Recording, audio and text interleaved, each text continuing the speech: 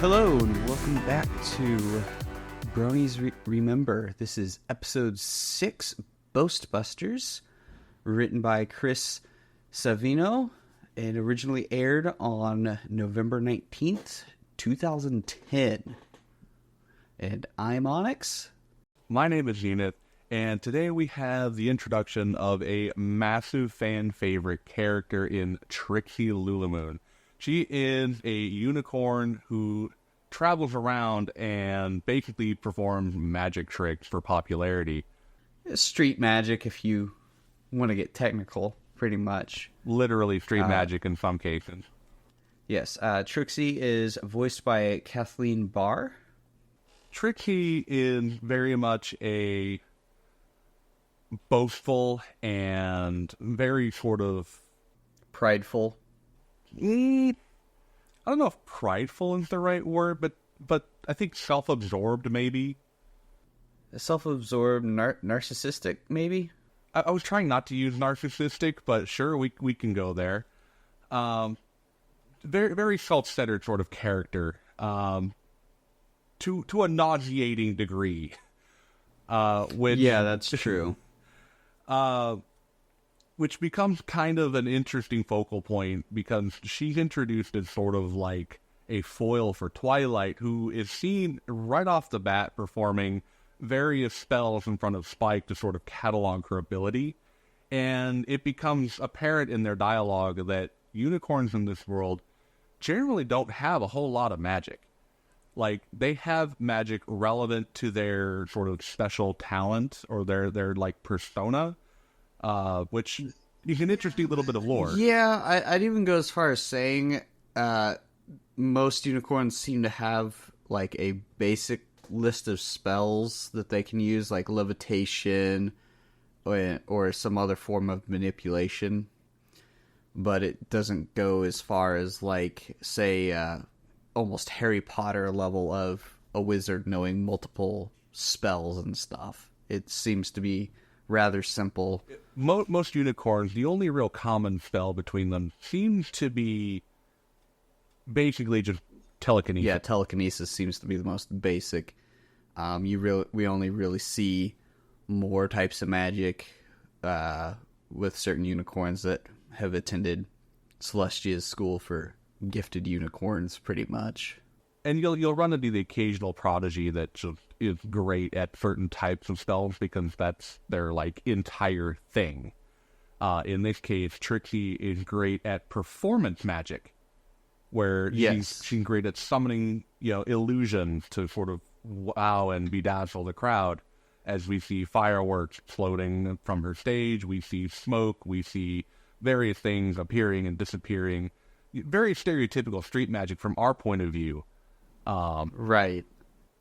But for her, that's like her whole persona. She's even got like the classic wizard hat and cape to sort of round out that whole idea. And that definitely brings her look together too, because most street magicians have some sort of identifier in their look. Very, very iconic look, I think. And I think, honestly, she pulls it off pretty well. Yes. And right away, we see Trixie making all of these grandiose statements about her ability. We see all of these things going off in the background, on her stage, which is basically like a wagon that she pulls around. Right. She talks about being able to defeat an Ursa Major, which is a bear made of like constellations, some sort of like weird mythical creature. We find out later it's pretty much this massive bear.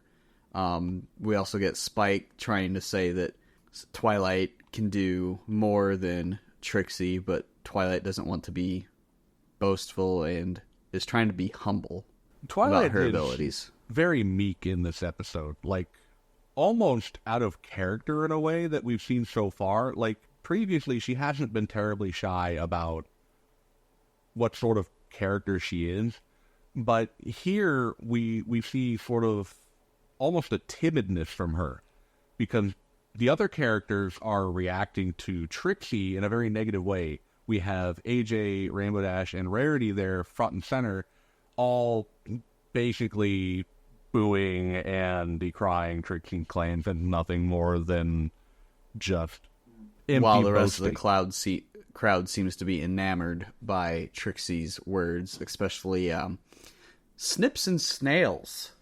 Snips and Snails are certainly some interesting characters. And I don't know that I'd say the entire crowd is enamored, but certainly mixed emotions are going through. Like, we see Lyra in one case, and she's kind of switching between frowning and just sort of like disinterest. Some of the other characters are certainly much more invested, but overall it's a very mixed crowd. Yeah, most of the background characters seem to be kind of like questioning this.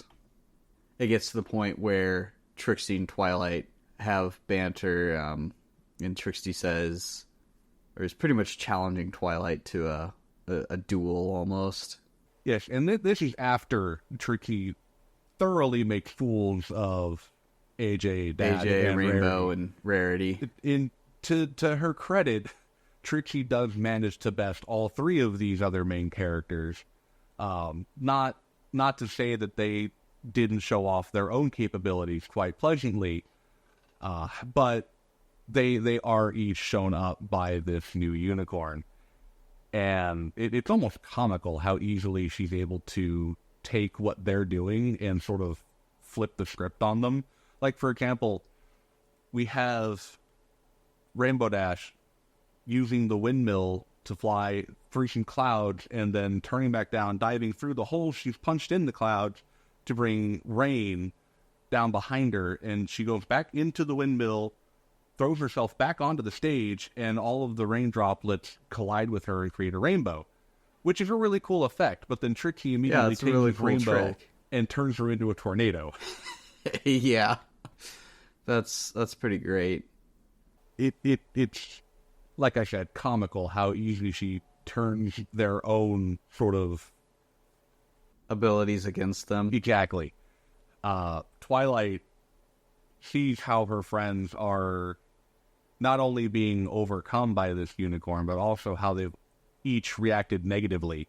And she believes that if she were to go up there and start essentially a magic duel with Trixie, they would not respect her. They would basically start to dislike her and consider her boastful and as a show off. And she doesn't want that, which is understandable. Yeah, she's just worried about pretty much becoming Trixie. It's almost tragic because it doesn't help that Spike keeps egging it on either. Well, yes, but at the same time, Spike shows a surprising amount of insight in being able to distinguish that Twilight going up there and showing Trixie up would be completely different than what Trixie has done, which is basically invade their town and just make become fools a braggart of everyone. Like Twilight wouldn't be going up there to make fools of everyone. She'd be going up there to put Trixie in her place. And that particular distinction seems to be would have been nice Twilight. to see that, but well, we get to see that here later because Snips and Snails are two new characters that we see in this episode.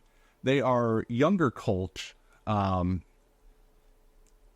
We see a lot more of them later on, but in this particular episode, they get into some hijinks by going off into the woods. At that, they're kind of just like, I would almost say like their characters are just like yes men, pretty much.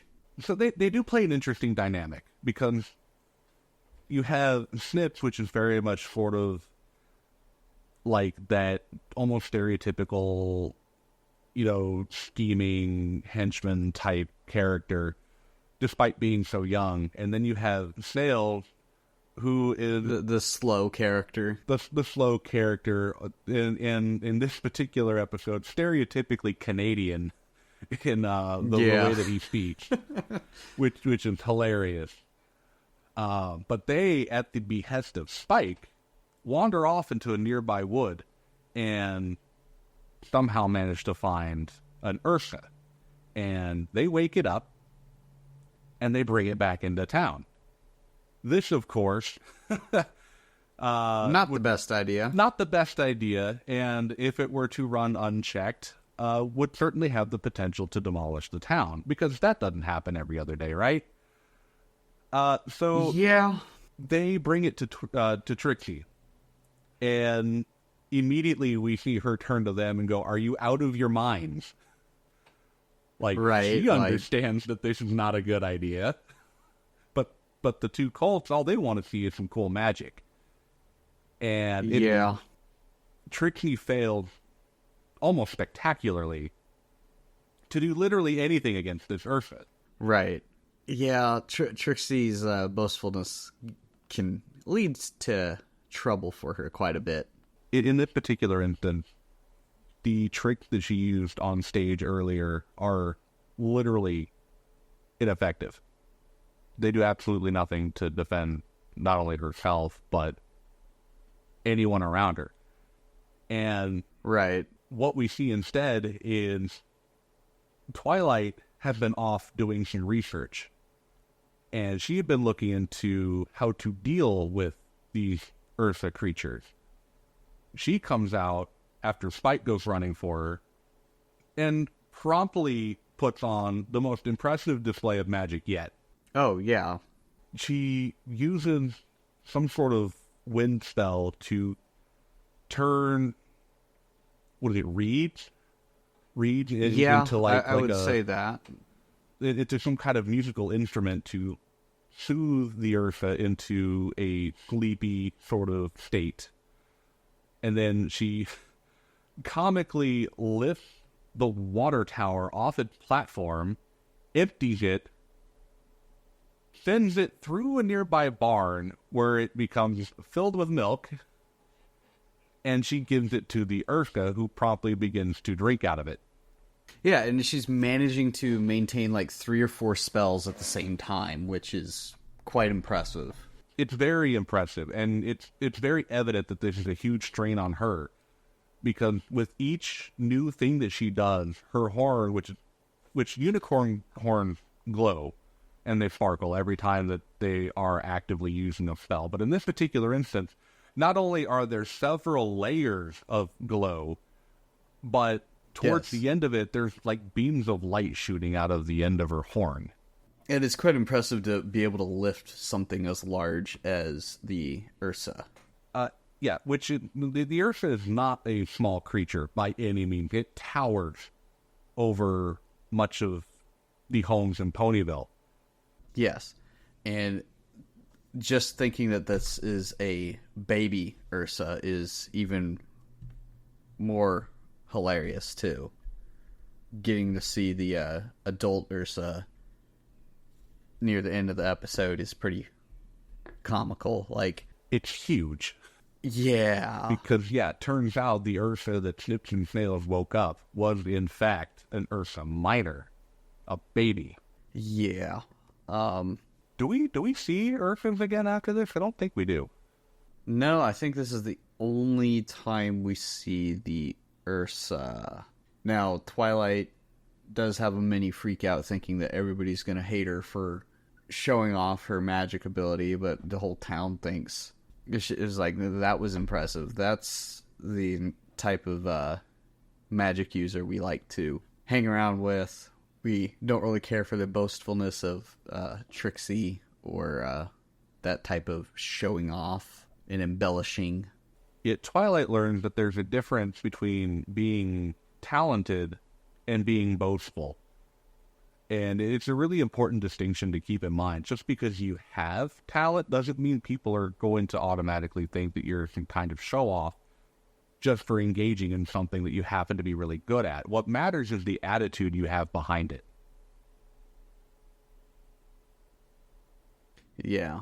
I also do think the little bit with Snips and Snails at the end with Twilight giving them a punishment in the form of cleaning up the mess in town, like the smashed up wagon, and then the fact that she also gives them mustaches is quite funny. Yes, number 25. Just the fact that 25 happens to be, oh, here, I'm going to grow you a mustache. Just 25 spells is impressive, and of course, she probably knows way more than that. We never really find out just to what extent her magic is at this point, especially since during the whole ordeal of her dealing with the Ursa Minor, Spike makes a comment that something that she's doing is something he hasn't even seen yet. Right. That's quite impressive. I mean, there's definitely a reason that Celestia took her on as a student. Yeah, I mean, you would expect that somebody who acted as a pupil underneath the monarch of Equestria would be something of a prodigy. Yes. At the end of the day, Trixie runs off, and will we see her again? Well, obviously we will. That's not the end of her story. Yeah, especially considering that she's a fan favorite and reoccurring character throughout the seasons. She does get a much greater prominence much later in the series. But we won't be seeing her for a while, which I think is kind of a shame, because I think she had a lot of potential as a early recurring anti-hero, which we don't really have. Rival. Yeah, or rival, because we don't really have very many of those for any of the main characters. We saw in episode 5 the introduction of our first non-equine character in Gilda. She acted less of a foil for Rainbow Dash and more of like just a general anti-hero and not really a rival. Yeah, anti-hero, a nuisance. It's an interesting thought that these characters could have, right away, all of these other sort of rivals, possibly. Yeah, like all of these rivals and people that sort of act as their foils just so early on in the show. It is a concept that I wish that they had expanded on. Explored a little, yeah, expanded on a little more. Unfortunately, we don't really see that. Well, at least not with them. We do see some characters later on in the series that are recurring antagonists, at least, for another set of characters that we've not really yet seen. Right. But as far as the main 6 go, they don't really get recurring villains, recurring anti-heroes, recurring rivals. Not in the same way that many other shows do. Tends to be one of the exceptions to that. Her rivalry with Twilight grows to be pretty big. But we only really get to see it once. No, I would say we get to see it at least twice. I think once in season 2, and then much later in probably season 6 or 7. I can't remember. Well, season 3 is when she shows up again. Oh, season 3 is when she shows up again? She shows up in season 3, and that's when I think we start to take her a little bit more seriously. But then she doesn't show up again for a good long while after that. Not in any meaningful way, at least. No, not until like season 6 or 7, I believe. Yeah, she had a lot of potential, and I felt like her character got squandered a little, which is a tragedy in my mind. Yes. Well, the fandom certainly picked up the slack, though. There is no shortage of Trixie love from the fandom. Yeah, the amount of fan art, the amount of fan fictions are tremendous. That is an understatement. But that's also one of the things that I loved about this fandom. Even in the early days, you could point out a character in almost any episode and guaranteed to find something from the fandom related to that character. Right. Well, that about wraps up episode 6, Boast Busters. We will be back with episode 7, Dragon Shot. All right, y'all. Take care, and we'll see you next time. Goodbye.